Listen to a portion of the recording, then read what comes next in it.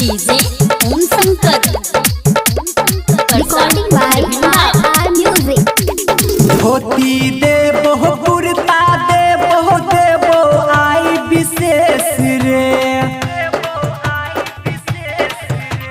धोती देबो कुर्ता देबो देबो आई विशेष रे। काट हजमा केस रे देबो बउआ के मौसी सनेस रे।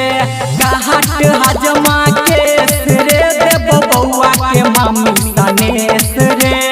कोमल कोमल बउआ हमर कोमल बउआ के केस रे। कैची चला नहीं रेस रे देबो बउआ के मौसी सनेस रे। काट हजमा केस रे देबो बउआ के मामी सनेस रे। Recording by R music. DJ Om Shankar Harbhinda. हमरा बउआ के मौसी कुमारे छे। निछावर में देबो तैयारे छे। हमरा बउआ के मौसी कुमारे छे। निछावर में देबो तैयारे छे।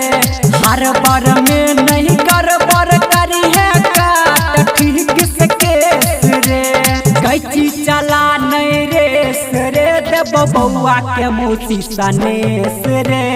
काट हजमा केस रे देबो बउआ के मामी सनेस रे। Recording by R music.